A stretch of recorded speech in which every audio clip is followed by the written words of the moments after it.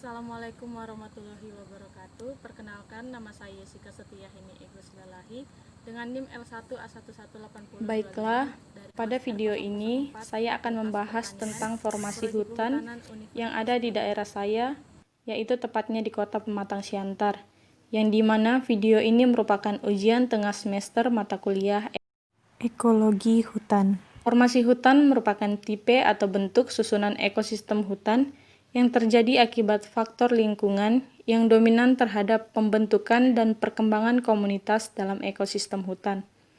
Adanya pengelompokan formasi hutan didasari oleh paham tentang klimaks, yaitu komunitas akhir yang terjadi selama proses suksesi.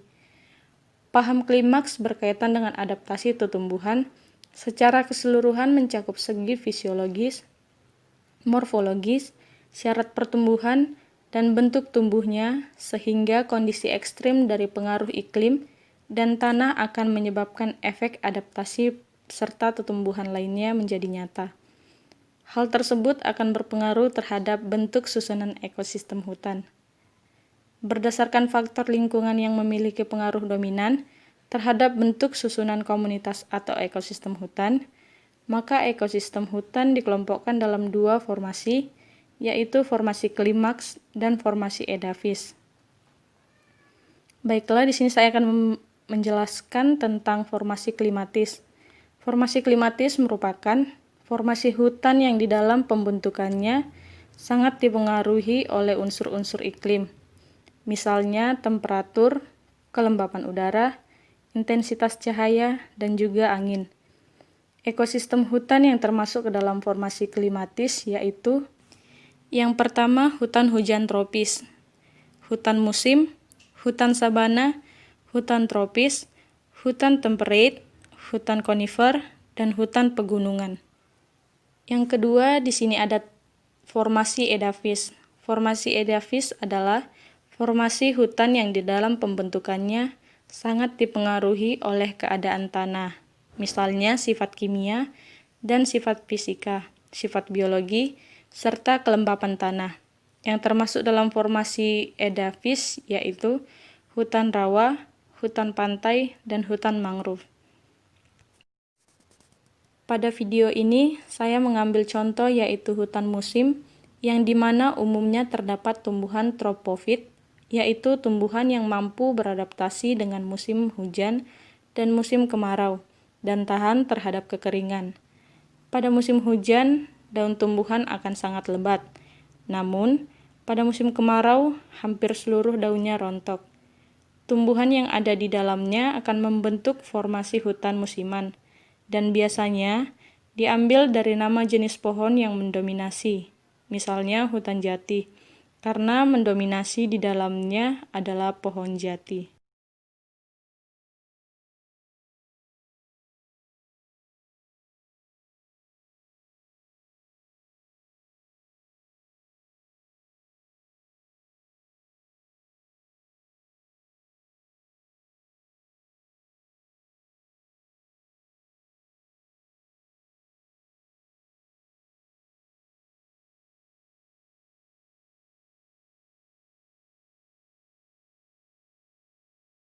Baiklah, di sini kita dapat melihat salah satu contohnya yaitu jati putih, dengan nama latin yaitu Gmelina arborea.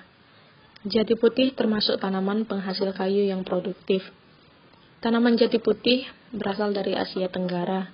Di negara lain, jati putih dikenal dengan nama gamariatan, gumadi, dan lain-lain.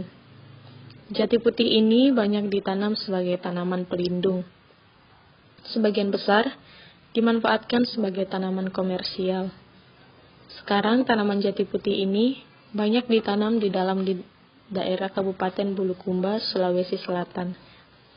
Para petani tertarik dengan nilai kayu jenis ini, karena semua bagian pohonnya dapat dimanfaatkan untuk dijual, mulai dari cabang, bahkan sampai ranting. Nilai ekonomis kayu ini yang tinggi membuat tanaman ini ditanam di tepi jalan, di kebun, di halaman, dan sebagainya. Berikut mengenai deskripsi buah dan benih jati putih. Buah jati putih berdaging, Panjang dapat mencapai 20-35 mm. Kulit mengkilat dan agak manis. Biji jati putih seperti batu, panjang 16-25 mm. Permukaan licin, satu ujung bulat, ujung lain runcing. Terdiri dari 4 ruang, jarang dijumpai 5 ruang. Sedikitnya, 1 ruang berisi benih. Jarang dalam 1 buah terdiri dari 2 biji batu.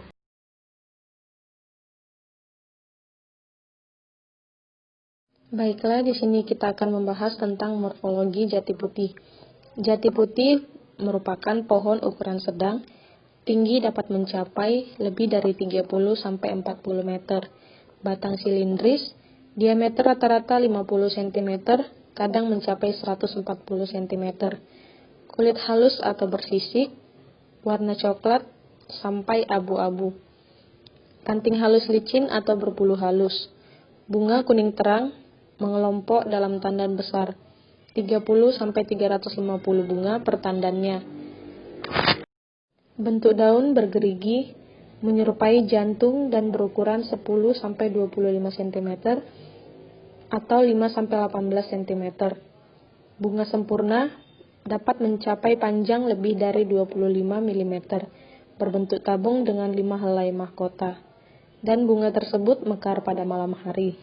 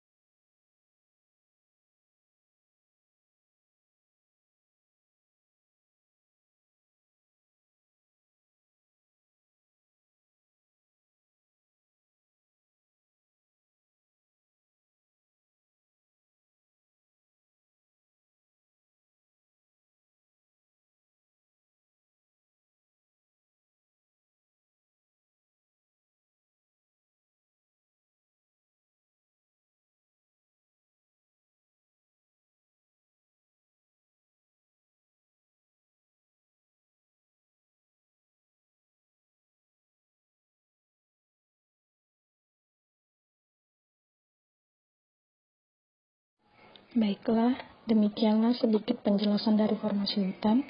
Sebelumnya saya minta maaf kepada dosen pengampu mata kuliah, karena video ini kurang bagus, Bu.